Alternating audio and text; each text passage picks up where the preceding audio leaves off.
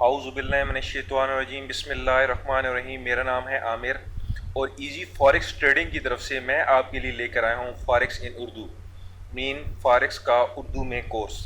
जैसा कि last 5 videos में जो रिगार्डिंग सपोर्ट एंड रेजिस्टेंस थी, उसमें हम सपोर्ट एंड रेजिस्टेंस की नीटी ग्रिटी डिस्कस कर चुके हैं। तो जब ये 6th वीडियो है, इस वीडियो में हम मज़ीद देख लेते हैं कि सपोर्ट एंड रेजिस्टेंस में क्या क्या चीज़ जो है वो इम्पॉर्टेंट होती है, ताकि सपोर्ट एंड रेजिस्टेंस के थ्रू सपोर्ट एंड रेजिस्टेंस के बारे में हमारे जहन में किसी किस्म की कोई कन्फ्यूजन ना रहे। तो हम चेक कर लेते हैं कि सपोर्ट एंड रेजिस्टेंस का नेक्स्ट पॉइंट हमारे पास क्या है। नेक्स्ट पॉइंट हमारे पास है, if price break a level once as a support and once as a resistance, then that level should not be considered as a support and resistance। ये थोड़ा गौर कीजिएगा कि अगर एक प्राइस जो है, एक लेवल जो है वो एज ए सपोर्ट ब्रेक हो जाता है और एज ए रेजिस्टेंस ब्रेक हो जाता है, तो फिर हम उसको जो है कंसिडर नहीं करेंगे as a support and resistance. ये कहने का क्या मकसद है? कहने का मकसद है कि एक लेवल है, हम रेजिस्टेंस की चलें फर्स्ट टाइम मिसाल ले लेते हैं। एक रेजिस्टेंस है, वो सम टाइम एक वक्त तक एज ए रेजिस्टेंस एक्ट करती रही है, फिर एक टाइम आया कि वो एज ए रेजिस्टेंस, वो उस प्राइस ने उस रेजिस्टेंस को ब्रेक कर दिया। जैसा कि हमने लास्ट वीडियो में डिस्कस किया था कि जब एक रेजिस्टेंस जो है ब्रेक हो जाती है तो वो सपोर्ट बन जाती है, ठीक है। तो फिर वही रेजिस्टेंस सपोर्ट बन गई, तो फिर जब वही लेवल जो है एज ए सपोर्ट ब्रेक हो जाएगा तो फिर हम उस लेवल को कंसिडर नहीं करेंगे। क्यों? क्योंकि वो एक दफ़ा एज ए रेजिस्टेंस ब्रेक हो चुका है और फिर एक दफ़ा एज ए सपोर्ट ब्रेक हो चुका है। तो अभी हम ये ग्राफ में ये ड्रॉ करके, अपनी आसानी के लिए ड्रॉ करके इसको जो है समझ लेते हैं कि ये पॉइंट क्या है। लेट्स सपोज हमारे पास हमारी मार्केट जो है, उस हमारी मार्केट ने ये एक रेजिस्टेंस बनाई है, ठीक हो गया। ये हमारी मार्केट ने, चलें एक स्ट्रॉन्ग रेजिस्टेंस हम बना लेते हैं। 2 दफ़ा हमारी मार्केट जो है इस जगह से वापस आई है, तो हमारे लिए ये लेवल क्या बन गया? हमारे लिए ये लेवल एक रेजिस्टेंस बन गई है। मैं थोड़ा प्रॉपरली से ड्रा कर लेता हूं। तो ये अभी हमारे लिए लेवल क्या है? एज ए रेजिस्टेंस एक्ट कर रहा है। हम सपोज करते हैं, ठीक है, मार्केट के हिसाब से कि हमारी मार्केट ने जो है इस रेजिस्टेंस को ब्रेक कर दिया है, ठीक हो गया। तो अभी हमारी रेजिस्टेंस जो है, ये वाली जो रेजिस्टेंस हमारी जो है वो यहाँ पे आके ब्रेक हो गई, हमारी प्राइस ने इसको ब्रेक कर दिया। तो अभी ये रेजिस्टेंस जो है हमारे लिए क्या एक्ट करेगी? आगे नेक्स्ट हमारे लिए क्या एक्ट करेगी?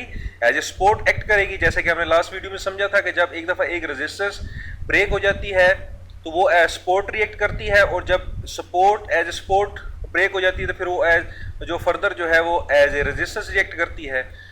तो फिर हम सपोज करते हैं कि हमारी प्राइस जो है वो दोबारा वापस आती है और इस सपोर्ट पे ठहरे बगैर इसको भी तोड़ देती है। तो फिर क्या हुआ कि ये जो लेवल था हमारा, वो एज ए रेजिस्टेंस भी ब्रेक हो गया और फिर एज ए सपोर्ट भी ब्रेक हो गया। यहाँ पे एज ए रेजिस्टेंस ब्रेक हुआ है क्योंकि ये पीछे रेजिस्टेंस थी, और यहाँ पे फिर एज ए सपोर्ट ब्रेक हुआ है। तो फिर हम इस लेवल को कंसिडर नहीं करेंगे। क्यों? क्योंकि ये एक दफ़ा एज ए रेजिस्टेंस ब्रेक हो गया है और फिर एज ए सपोर्ट ब्रेक हो गया है। जब एक लेवल एक दफ़ा एज ए रेजिस्टेंस ब्रेक हो जाए और फिर एज ए सपोर्ट ब्रेक हो जाए, तो फिर हम उसको जो है कंसिडर नहीं करेंगे, हम उस पर तवज्जो नहीं देंगे, हम उसको मार्क चार्ट में अपने मार्क नहीं करेंगे। क्यों? क्योंकि उसको ना एज ए रेजिस्टेंस रिस्पेक्ट अभी मिली है और ना ही एज ए सपोर्ट रिस्पेक्ट मिली है। ना एज ए रेजिस्टेंस इस पे हमारी प्राइस रुकी है और ना ही एज ए सपोर्ट हमारी प्राइस इस पे रुकी है, तो फिर हम इसको कंसिडर नहीं करेंगे। ये तो थी रेजिस्टेंस की मिसाल। अभी हम सपोर्ट की मिसाल ले लेते हैं। लेट्स सपोज हमारी मार्केट ने जो है एक जो है सपोर्ट बनाई है, ये हमारी मार्केट ने जो है एक सपोर्ट बना दी, एक सपोर्ट लेवल बना दिया। हमारी मार्केट यहाँ से नीचे आई और यहाँ से टच करके वापस चली गई और हमारे लिए एक सपोर्ट्स ने क्रिएट कर दी। फिर हम सपोज करते हैं कि हमारी मार्केट ने जो है हमारी उस सपोर्ट लेवल को ब्रेक कर दिया।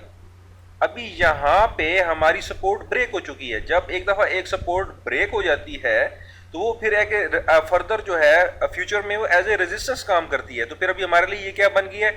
यहाँ पे अभी रेजिस्टेंस बन गई है। हम सपोज करते हैं कि हमारी मार्केट जो है फिर दोबारा वापस जाती है और फिर इसको एज ए रेजिस्टेंस भी ब्रेक कर देती है। मीन कि यहाँ पे उसने एज ए सपोर्ट ब्रेक कर दिया, फिर आगे हमारे लिए वो रेजिस्टेंस बन गई, तो फिर वो उस लेवल को जो है एज ए रेजिस्टेंस भी ब्रेक होगी। तो फिर हम इस लेवल को फर्दर कंसिडर नहीं करेंगे। क्यों?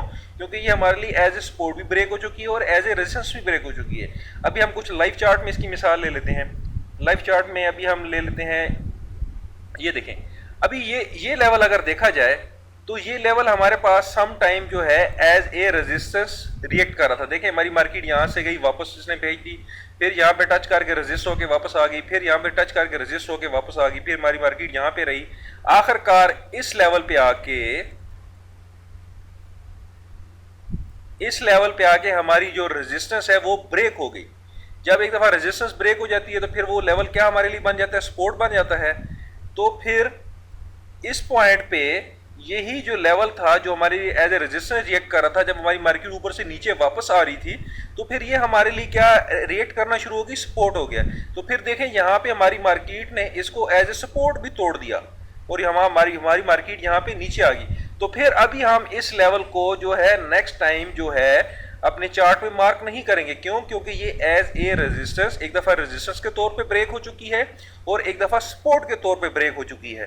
तो अभी हम इस लेवल को जो फर्दर जो हमारी प्राइस आगे जाएगी तो हम इसको मार्क नहीं करेंगे, इसको तो अभी मार्क हम कर लेंगे। क्यों? क्योंकि ये अभी तक हमारी वैलिड जो है रेजिस्टेंस है, ठीक है, लेकिन इसको अभी हम जो है फर्दर नहीं करेंगे। क्यों? क्योंकि ये एज ए रेजिस्टेंस ब्रेक हो गई है, फिर एज ए सपोर्ट ब्रेक हो गई है। एक छोटी सी मिसाल और हम ले लेते हैं। ये देखें, ये पॉइंट सम टाइम हमारे लिए क्या एक्ट करते हैं? मैंने मंथली चार्ट खोला हुआ है यूरो यूएसडी का। सम टाइम हमारे लिए क्या रिएक्ट कर रहा था? एज ए रेजिस्टेंस रिएक्ट कर रहा था, ठीक है जी। तो फिर क्या हुआ कि हमारी मार्केट ने यहाँ पे हमारी मार्केट ने इस रेजिस्टेंस को ब्रेक कर दिया और हमारी मार्केट ऊपर चली गई। फिर यही लेवल जो है हमारे लिए एज ए सपोर्ट रिएक्ट करना शुरू हो गया, एज ए सपोर्ट रिएक्ट करना। और फिर देखिए यहीं पे हमारी सपोर्ट भी ब्रेक होगी। तो फिर अभी हम फर्दर जो है इस लेवल को कंसिडर नहीं करेंगे। क्यों?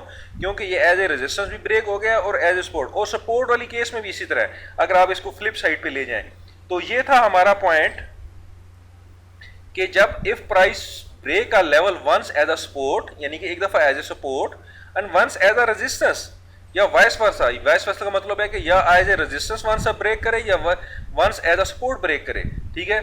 That level should not be consider as a support and resistance. फिर उस लेवल को हम जो है सपोर्ट एंड रेजिस्टेंस के तौर पे नहीं ले सकते, हम उसको कंसिडर जो है नहीं करेंगे।